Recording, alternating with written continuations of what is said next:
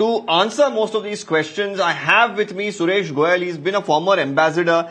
Mr. Goel, we've had multiple rounds of debates over this. I'm sure you're well aware of the topic as well at hand, because it has been one of the leading issues in the country for the last couple of weeks.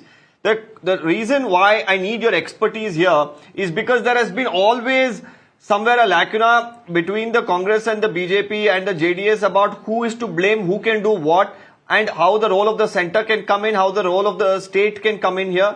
Being a former diplomat yourself, give us clarity here in such a situation, in such a crime. How do you really bring one individual back? What are the measures that can be employed? And at this juncture, what can the state do? What can the center do? And if you could give us clarity on that. Deepak, you have raised several questions here. I'm not going to get into the issue of Congress versus BJP, JDS. Those are entirely different matters, and let them deal with it. But in terms of law, the situation is this. Granting a diplomatic passport is a privilege given by the government of India to those who would need the diplomatic passport in performance of their duties. There are certain categories of people who are given this passport for official travels to the countries outside India. MLAs and the members of parliament and the ministers are basically MPs. MLAs are one of them, and they're given the diplomatic passports once they get elected, etc., etc. And this is done by the central government through the Ministry of External Affairs. This privilege can be withdrawn by the central government at any given time if they do feel and they are of the view that continuation of diplomatic passport with the person concerned is an adverse reflection on the image of India, dignity of India. It is going to impede the process of law, etc., etc. There are several clauses under the passport, under the requirements of the diplomatic passport, which can be invoked to withdraw the diplomatic passport, and it doesn't require a court order. It can be done by the central government through an office order. This is slightly different from the normal passport, where the impounding can be done only by the legal authorities. That is like either the immigration officer or the high courts or the court, etc., who can order the impounding of the court. So number one, in this particular case, if the central government does feel that the passport has to be withdrawn, it can be withdrawn at any given time. And the process is not really very lengthy, number one. Whether they are waiting for the note from the state government, etc., is entirely a different matter. If they think that there is a need for justification, that's entirely a different matter, number one. Number two, particularly if the diplomatic passport can become a reason or can become a way for a person to escape the process of justice, judicial processes, then there is all the more reason to not continue to give the diplomatic passport to the concerned person. Therefore, the right thing would have been that if a person is likely to escape the bail conditions, don't keep the diplomatic passport with him. In fact, in those cases, even the courts say that please keep the passport in the custody of the police. Normal passport, number two. Number three, how to get him back. Getting him back is not a question of passport, because you would need a travel document in any case to come back to India wherever you are.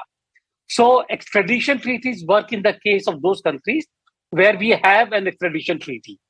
But there is another process simply called the red corner notice. If a person is a fugitive from the legal process in India, all that has to happen is that the CBI will have to take cognizance of it under the law, under the course of law, and having taken cognizance of the matter and seeing that the person has escaped to another country, escaping the legal process in India, then we issue a red corner notice, which has to be executed by Interpol and arrest the person wherever he is globally and send him back to India. Of course, then the question is to locate where the person is, but that's entirely a different matter. Yes, I finished. But Mr. Goel, another aspect, you initially, and you explained this very well and gave us a little bit of clarity. But the moot question here is, you're saying that the center has to really revoke it, then the question here is, if they don't need any inputs from the state government or court orders, why hasn't it happened? And in such a case, does it warrant cancellation of a diplomatic passport? One, have you seen instances of similar crimes that has happened in your illustrious career? And more than that, if you could also here give us clarity, once a diplomatic passport is cancelled, what exactly happens? Does this individual have to immediately come back because, he's intimated about it by that particular country where he is at? Or does he have a time frame before which he has to come back to the country? What exactly happens upon the cancellation of this passport? Because he's already abroad. See, first of all, cancellation of the diplomatic passport. The central government does not need to wait for recommendation of the state government to do so.